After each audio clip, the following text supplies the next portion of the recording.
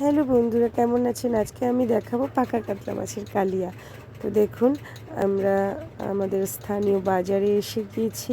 এসে ভাবছিলাম কী মাছ নেওয়া যায়, কী মাছ নেওয়া যায়। তো আমি মিষ্টি জলের মাছ খুব একটা পছন্দ করি না। তো দেখলাম যে বেশ কাতলাটার সাইজটা সত্যি ভালো। যতই হোক, বাঙালি তো মাছে চোখ আটকে যায়। তো বেশ বড় কাতলাটা। তো একটা কাতলাকে কেটে রেখেছেন, আর একটা কাতলা এখনও গোটা আছে। সবচেয়ে বড় কথা হলো, কাতলা মাছটা এতটাই বড় যে আমি জাস্ট অবাক হয়ে দেখছিলাম। কাতলা মাছটার ওজনটা আমি জিজ্ঞাসা করলাম যিনি বিক্রি করছেন তাকে, দাদাকে। বললো 15 কেজি ওজন। তো কিছুটা মাছ আমি নিয়ে নিলাম, নিয়ে বাড়ি চলে এলাম। দেখুন কীরকম লাল রং হয়েছে কাতলা মাছগুলো। অনেক দিনের পুরানো মাছগুলো, খেতে দারুণ হবে। তো বাড়ি এসে আমি দেখুন আলু, এক একটা বড় বড় আলু 4 ফালি করে মোটা মোটা করে আমি কেটে নিলাম। বেশ মোটা থাকবে আলুগুলো, কালিয়ার আলু মোটাই থাকে। তো তারপরে কড়াইতে তেল দিয়ে নিলাম। তেল দিয়ে তেলটা গরম হয়ে যাওয়ার পরে ওতে কিছুটা লবণ দিয়ে দিলাম। আমি তেলেই লবণটা দিই, দেওয়ার পরে কিছু কিছু ক্ষেত্রে। তো লবণটা দেওয়ার পর ওর মধ্যে আলুটা দিয়ে দিলাম। আলুটা আমি নাড়ছি, আলুটা আমি ভেজে নেবো ভালো করে। তো আগে আলুটার মধ্যে যেহেতু লবণটা মেশাইনি, কড়াই দিয়ে মেশাচ্ছি, ওই জন্য ভালো করে আলুটা বারবার নেড়ে নেবো, যাতে পুরো লবণটা ভালো করে আলুর সমস্ত জায়গায় লেগে যায়। তাতে আলুটা নরমও হয়ে যাবে, সুন্দরভাবে ভাজা হবে। তারপরে একটু ঢেকে দিলাম ঢাল দিয়ে। দেওয়ার পরে মিনিট 2-3 পরে খুলে দিলাম। খুলে দেওয়ার পরে আলুর উপরের অংশটা বেশ ভালোই ভাজা হয়ে গেছে, এবং আশা করি আলুর ভিতরের অংশটা বেশ কিছুটা সিদ্ধ হয়ে গিয়েছে। তো আলুগুলো আমি থালায় তুলে রাখলাম। তারপরে ওই তেলের মধ্যেই আমি দিয়ে দিলাম পেঁয়াজ কুচি। তো দেখুন যে আমার যেটা আসল ব্যাপার হচ্ছে, আমি তেলটা খুব বেশি ইউজ করছি না, কারণ ইদানিং ডক্টরও আমাকে বেশি তেল খেতে বারণ করেছেন।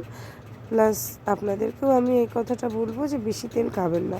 তেল শরীরের জন্য একদমই ভালো জিনিস না। তেল কম দিয়ে যদি সাজানো যায় বেশ ভালো। পেঁয়াজটা লাল লাল ভাজা হয়ে গিয়েছে।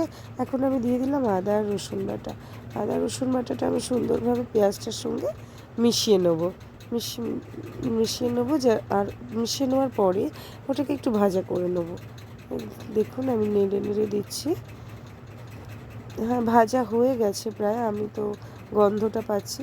তারপরে আমি দিয়ে দিলাম হলুদ গুঁড়ো। হলুদ গুঁড়ো দেওয়ার পরে আমি নাড়িয়ে নেবো। আমি তেল অল্প দিয়েছি, তো মশলাটা ডুবুভাবে একদম মুচমুচে করে ভাজা হবে না। ওই জন্য আমি এক একটা উপকরণ এক একবারে দিয়ে নাড়িয়ে নিচ্ছি। হলুদ দিয়েও মিশিয়ে নিয়েছি। এবার দিলাম লবণ। আমার গ্যাসটা কিন্তু খুব জোরে দেওয়া নেই, আমার গ্যাসটা আস্তেই দেওয়া আছে, কারণ যেহেতু আমি তেল বেশি দিইনি, জোরে দিলে খুব পুড়ে উঠবে আর কি। তো লবণ দেওয়ার পরে আমি দিয়ে দিলাম লঙ্কার গুঁড়ো। লঙ্কার গুঁড়ো আপনারা আপনাদের স্বাদ মতো দিয়ে দেবেন, যে যেরকম ভালোবাসেন। আমি ঝাল খেতে ভালোবাসি, একটু হয়তো একটু বেশিই দিই আমি ঝালটা।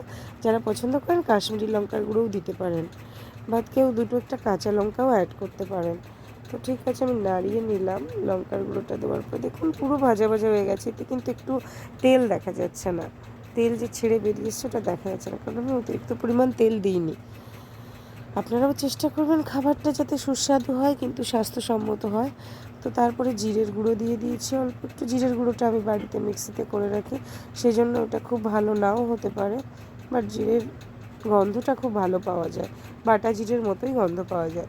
তো যাই হোক, নাড়িয়ে নিলাম। নাড়িয়ে জিরেটাও ভাজা ভাজা হয়ে গেল। গন্ধ পাওয়ার পরে আমি জল ঢেলে দিলাম। জল ঢেলে দিয়ে আমি ভালো করে নাড়িয়ে দিচ্ছি ঝোলটা, যাতে পুরো মশলাটার মধ্যে মিশে যায়। দেখুন কি সুন্দর রঙ এসছে। এই দেখুন, আগে থেকে আমি মাছগুলো ভেজে তুলে রেখে দিয়েছিলাম, আগে আপনাদের দেখাইনি। আলুটাও ভেজে তুলে রেখে দিয়েছি। তো ঝোলটা তো ফুটে উঠেছে, 5 মিনিট তো ফুটেছে ঝোলটা। ফোটার পরে ঝোলটা যে ফুটেছে সেটা বোঝা যাচ্ছে। এবার আমি দিকে রাখবো আগে থেকে ভেজে রাখা আলুগুলো ঝোলের মধ্যে। তো দিয়ে দিলাম আলুগুলো। দিয়ে দেওয়ার পরে আমি আবার একটুখানি নাড়িয়ে দিলাম। নাড়িয়ে দেওয়ার পর যাতে আলুগুলো ঝোলের মধ্যে ডুবে যায় আর কি। তারপরে আমি আলুগুলোকে দেওয়ার পরে আবার ঝোলটাকে 5 মিনিট ঢেকে রাখবো।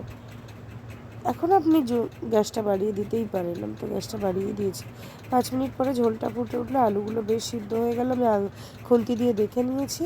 তারপরে আমি আগে থেকে ভেজে রাখা কাতলা মাছগুলো দিয়ে ঝোলটা আমি অল্পই রেখেছি, খুব বেশিও রাখিনি, খুব কমও রাখিনি, পরিমিত আর কি। তো কাতলা মাছগুলো ঝোলের মধ্যে ডুবিয়ে ডুবিয়ে দিচ্ছি। এবার মাছগুলো মানে ফুটবে এবং মাছের স্বাদ বেরোবে, সেই জন্যে আমি গামলা দিয়ে আবার ঢেকে দিলাম কিছুটা। তো দেখুন 5 মিনিট পরে গামলা খুলে নিয়েছি, ঝোলটা পর্যাপ্ত পরিমাণ হয়ে গেছে। এবার আমি আগে থেকে বাড়িতে করে রাখা খোলায় ভাজা গরম মশলা দিয়ে দিলাম। আমার গরম মশলাতে থাকে দারচিনি, এলাচ, লবঙ্গ, ব্যাস এটুকুই। এটা আমি ভালো করে শুকনো খোলায় ভেজে মিক্সিতে গুঁড়ো করে রেখে দিই। এটা অদ্ভুত সুন্দর মানে সুন্দর গন্ধ দেয় আর কি, খুব সুন্দর পাওয়া যায়, আঘ্রাণটা পাওয়া যায়। তো ঠিক আছে, দেখুন আমি ঝোলটা ঢেলে নিয়েছি। তারপরে দেখুন কেমন দেখতে হয়েছে কাতলা মাছের কালিয়া। বন্ধুরা ভালো থাকবেন, আমার চ্যানেলটিকে সাবস্ক্রাইব করবেন।